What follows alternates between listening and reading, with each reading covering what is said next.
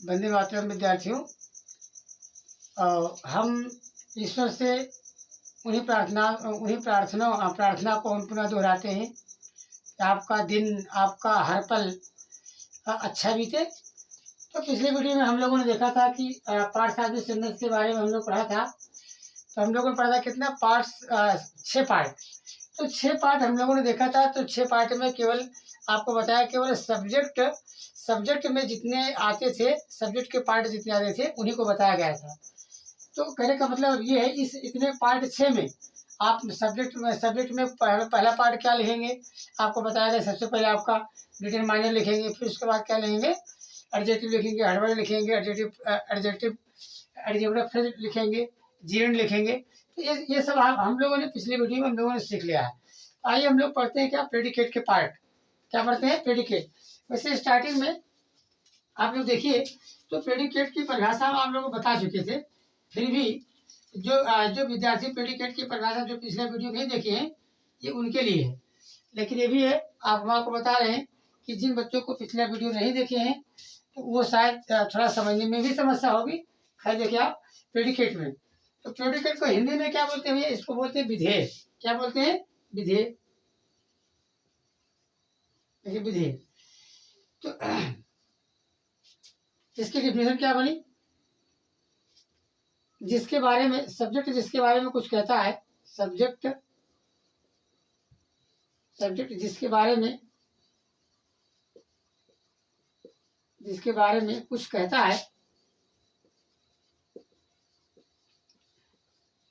है, उसे प्रेडिकेट कहते हैं।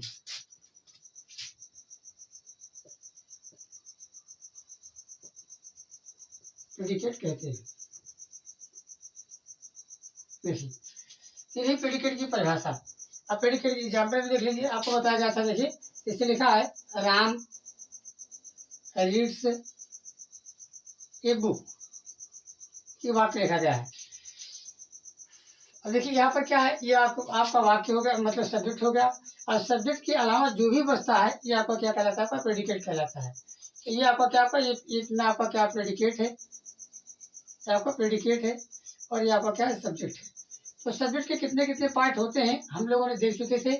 आइए हम लोग क्या करते हैं, प्रेडिकेट के पार्ट पढ़ते हैं। प्रेडिकेट का देखिए आप, प्रेडिकेट का विभाजन, प्रेडिकेट का विभाजन।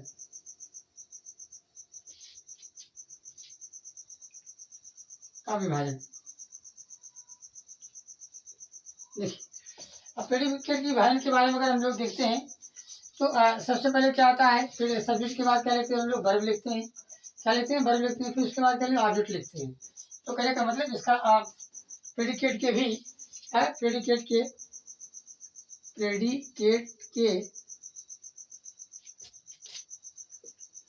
3 भाग होते हैं।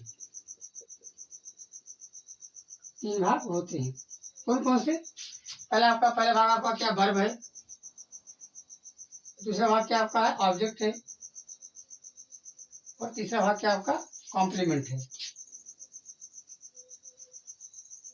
आपके ऑब्जेक्ट के आपके पार्ट हो गए। तो आइए हम मतलब इसी इन पार्टों में से पहले पार्ट को हम लोग पढ़ते हैं।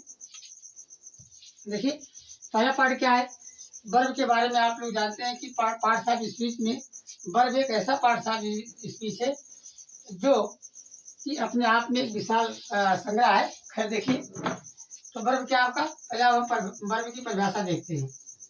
अगर ये कहा जाए, तो अगर इंग्लिश में देख रहे हैं क्या आता है, verb is an action word. Action word. अगर हिंदी में हम लोग चर्चा करते हैं तो इसका क्या मतलब होता है, जिस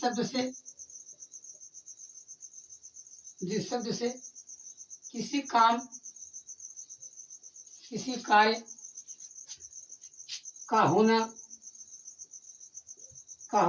या ना होना पाया जाए, तो उसे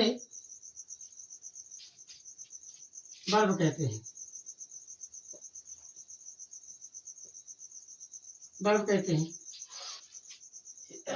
वर्ब कहते हैं। ये आपको क्या वर्ब, जैसे एग्जाम्पल जैसे लिख दिया एग्जाम्पल में, जैसे देखते हैं हम लोग एग्जाम्पल क्या आपका, जैसे रीड, उसके बाद फिर क्या आपका राइट, फिर उसके बाद क्या आपका इज, फिर उसके बाद क्या आपका वाज। ये हमारी क्या है क्रियाएं हैं। इन्हीं क्रियाओं के बारे में हम आपको पढ़ना है। तो कहने का मतलब ये है, सब्जेक्ट के बाद हम क्या लिखते हैं, वर्ब लिखते हैं।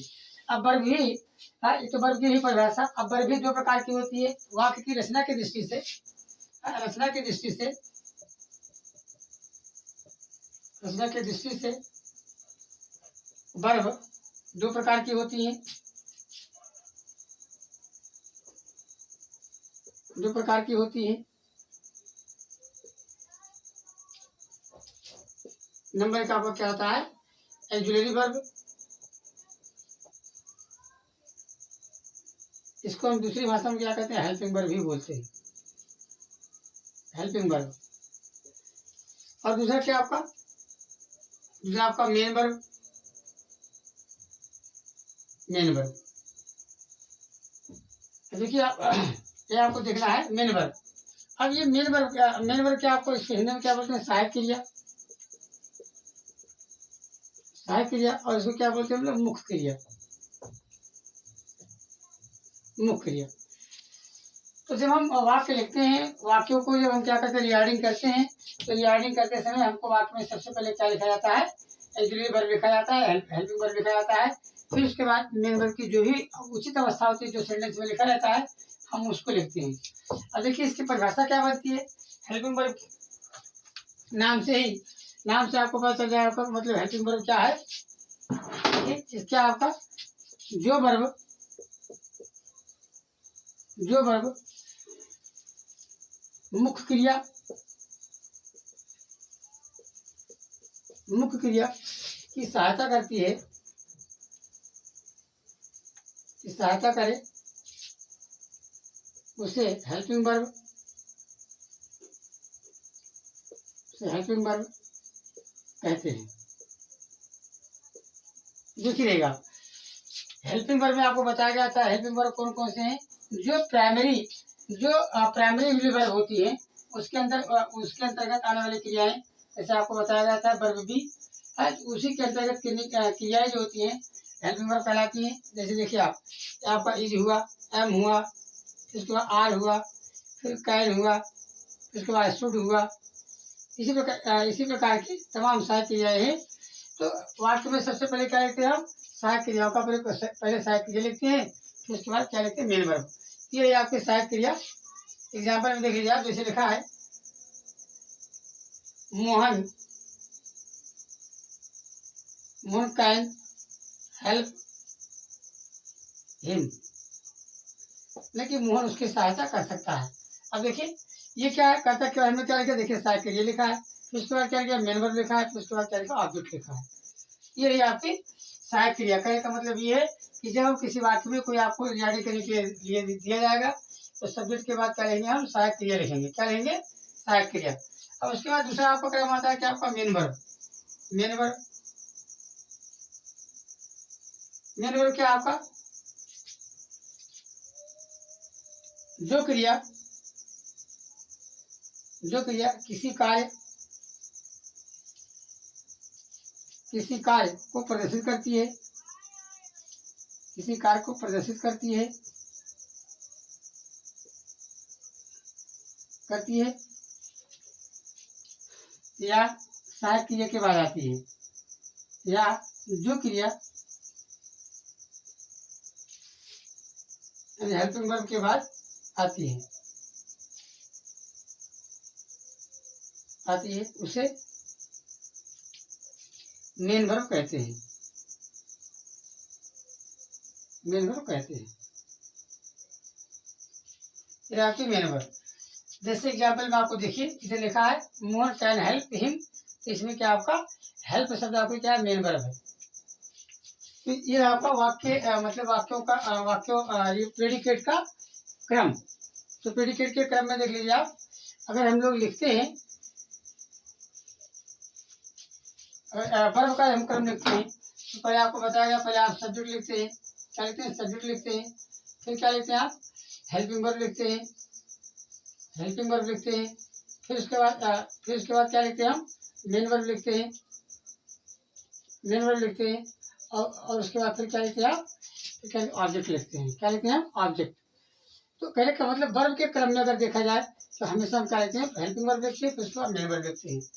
तो देखिए लिखा है आपका मेन वर्ब, जो क्रिया किसी कार्य को प्रदर्शित करती है या जो सहायक क्रिया के बाद आती है, सहायक क्रिया के बाद आती है, इसमें क्या कहते हैं, मेन वर्ब कहते हैं। एग्जाम्पल के रूप में देख लीजिए आप, the children are making a noise. फिर आपका वाक्य देखिए, ये आपका क्या हुआ, आपका सब्जेक्ट रहा, ये आपकी हेल्पिंग वर्ब रही, और ये क्या रहा आपका, मेन वर्ब रही, ये क्या आपका ऑब्जेक्ट रहा। तो इस प्रकार आपको इस प्रकार लिखना है। तो भाई इन दोनों के बाद आइए हम लोग चर्चा करते हैं किसका, ऑब्जेक्ट के।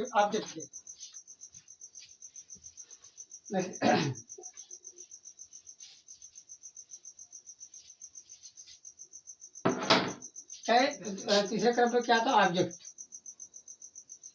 क्या था, ऑब्जेक्ट। ऑब्जेक्ट को हम लोग क्या बोलते हैं, हिंदी में कर्म बोलते हैं, क्या बोलते हैं, कर्म।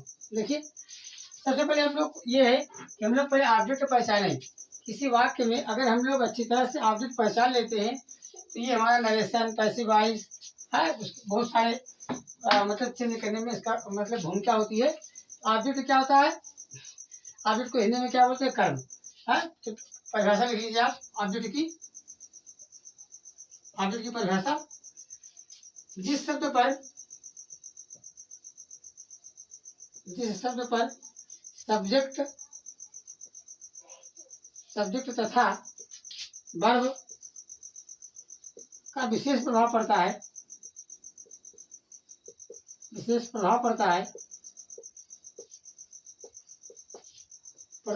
उसे ऑब्जेक्ट कहते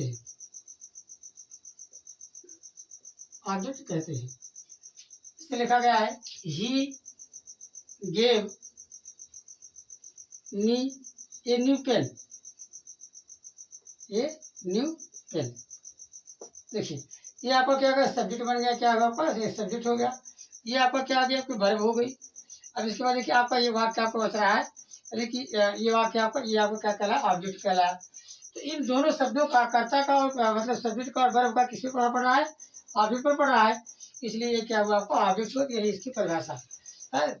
इस वाक्य में क्या आपका, ये आपका क्या ऑब्जेक्ट है। अब देखिए ध्यान से देखिए, इसमें ऑब्जेक्ट भी देखिए दो प्रकार के आए हैं आपके, एक आपका मी आया है, एक आपका न्यूटन, क्या है ना।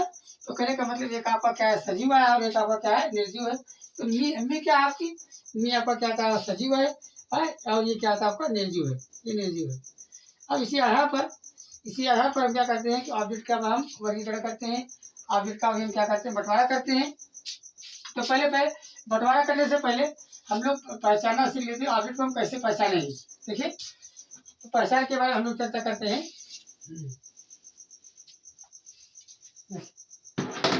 पहचान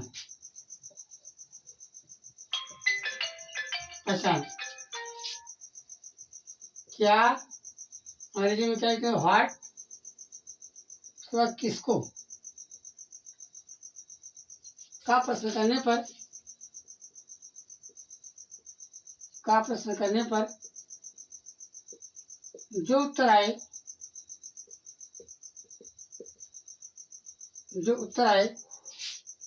उसे ऑब्जेक्ट कहते हैं, ये देखिए देख रहिएगा, ये बहुत ही महत्वपूर्ण पहचान है इसको, क्योंकि हम लोग क्या करते हैं कि हमारे विद्यार्थीगण क्या करते हैं कि जब आपको पैसे वाइज चेंज करने में दिया जाता है, हम लोग मिस्टेक कर देते हैं, हम लोग ऑब्जेक्ट को पहचान ही नहीं पाते हैं। तो जब हम पक्का हम ऑब्जेक्ट नहीं पहचान पाएंगे तो हमारा पैसे वाइज निश्चित रूप से क्या होगा, गलत होगा। तो आइए जैसे एग्जाम्पल में देख लीजिए, अब इसके पहले एग्जाम्पल दिया गया था कि माई फादर, दूसरा एग्जाम्पल देखते हैं, माई फादर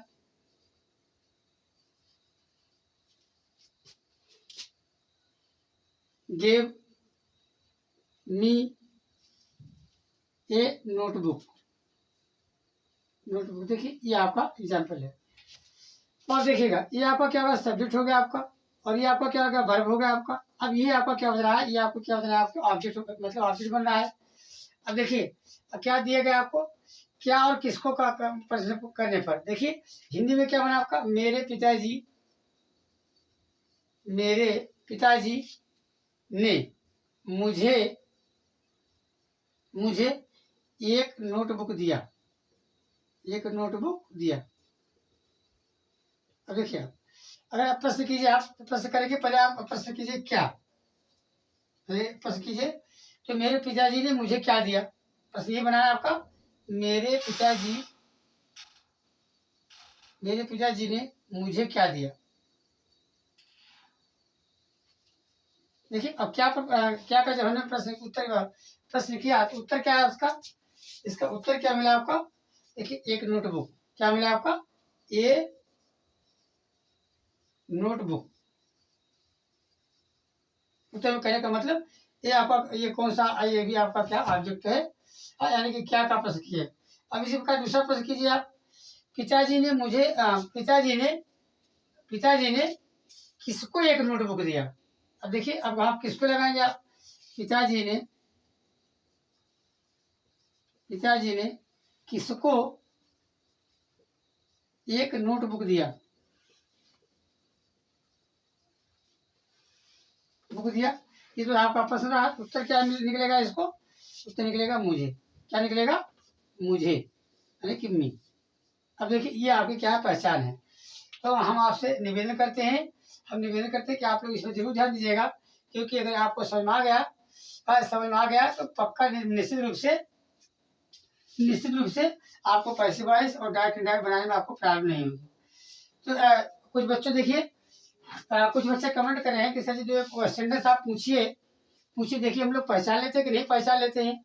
तो चलिए हम लोग देते हैं, आप पहचान करके आप तुरंत उत्तर बताने का प्रयास कीजिएगा। देखिए लिखा है, he is going to school, he is going to school. अब जल्दी से आप लोग प्रश्न को देखिए और जल्दी से आप अपना उत्तर हमें तुरंत बताइए कि इस वाक्य में ऑब्जेक्ट क्या है ऑब्जेक्ट पहचान करके आप मुझे बताइए। आप देखिए चलिए कुछ बच्चों का देखिए आया इसमें कि बता रहे हैं कि टू स्कूल शब्द आपका क्या ऑब्जेक्ट है। देखिए कुछ बच्चे बता रहे हैं कि टू स्कूल शब्द क्या आपका ऑब्जेक्ट है, और बता रहे हैं। तो देखिए ये आपका ऑब्जेक्ट नहीं है, आपका उत्तर गलत है। क्योंकि आपको देखिए गलत कैसे है, अभी आपको हमने बताया पहचान कि जिस वाक्य में क्या और किसको का प्रश्न करने पर उत्तर आता है वही आपका क्या होता है, ऑब्जेक्ट होता है। तो देखिए यहाँ पर किसका प्रश्न करने पर आया है, he is going to school, वह स्कूल जा रहा है। तो उत्तर क्या करते हैं, कहाँ, वो कहाँ जा रहा है, स्कूल जा रहा है। तो ये सब जो आ रहा है आपका, यानी कि जब हम कहाँ का प्रश्न करते हैं, कहाँ का मतलब है, मतलब वेयर का जब हम प्रश्न करते हैं तब क्या आता है, टू स्कूल आता है। और जब क्या आपको बताया गया था क्या और किसको का प्रश्न जब हम लोग करते हैं, क्या और किसको का जब प्रश्न करते हैं तब आपका क्या आता है, तब आपका ऑब्जेक्ट होता है। तो कहने का मतलब ये आपका ऑब्जेक्ट नहीं है। अब ये समस्या बनती है कि अगर ऑब्जेक्ट नहीं है तो क्या है, ऐसे वाक्य में क्या करते हैं, हम कॉम्प्लीमेंट कहते हैं। तो इसी के बाद ठीक आपके बाद इसके बाद आपको कॉम्प्लीमेंट बताया जाएगा कि कॉम्प्लीमेंट क्या चीज होता है।